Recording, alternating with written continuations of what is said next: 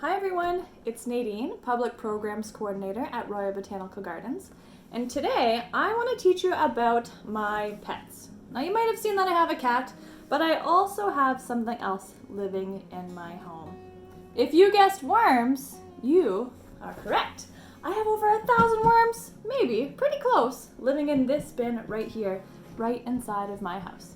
Now you might be wondering, why on earth would you want to keep worms? It's a pretty strange pet to have. But these worms are doing something really amazing. You might know that worms are decomposers, which means they are helping things in the forest, in the garden, turn back into soil. So you heard that these worms don't have arms or legs or a nose or eyes or ears, but there's something that they do have. They have a really big mouth. And they love to eat. These worms can actually eat up to their body weight in food every single day. And what these worms are doing is they're actually helping to make compost.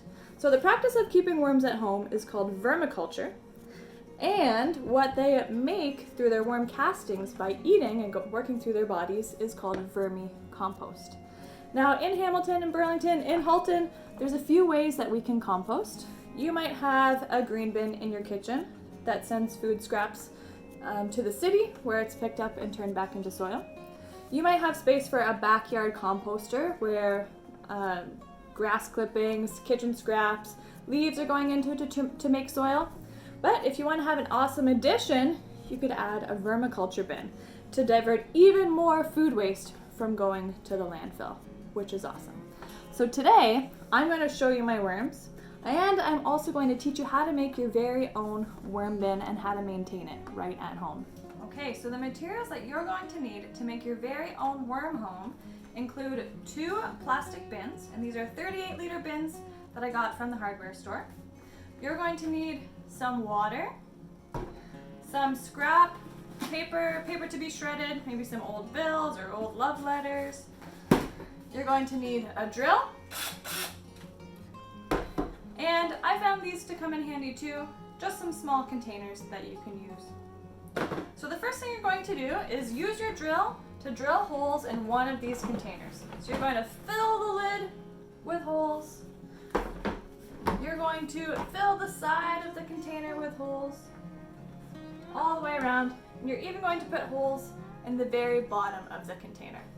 And the reason we do this is to make sure that the worms living in this home get lots of oxygen. So even though they don't have lungs like we do, they still need air in order to survive.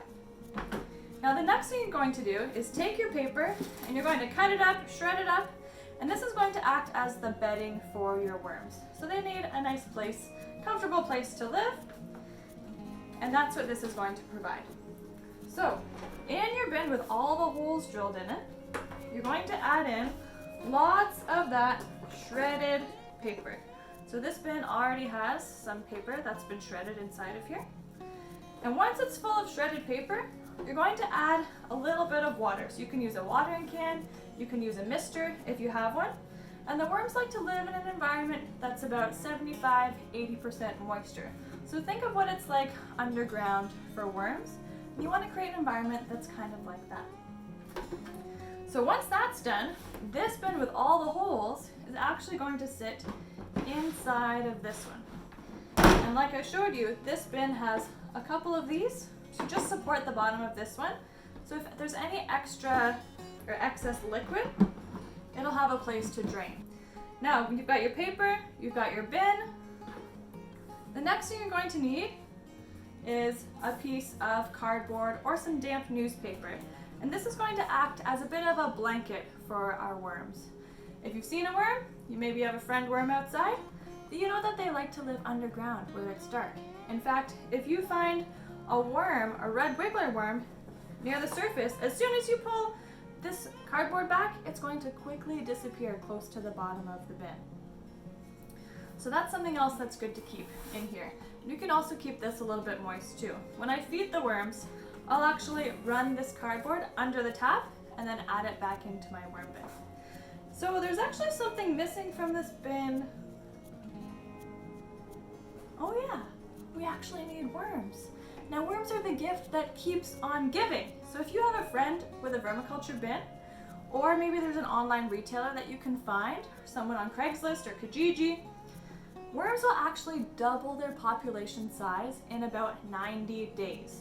So in this bin, I added about 1 can of worms about this big, and slowly, well, pretty quickly actually, they're going to start multiplying, laying eggs, and creating new worms from my bin and worms that I can then share as well.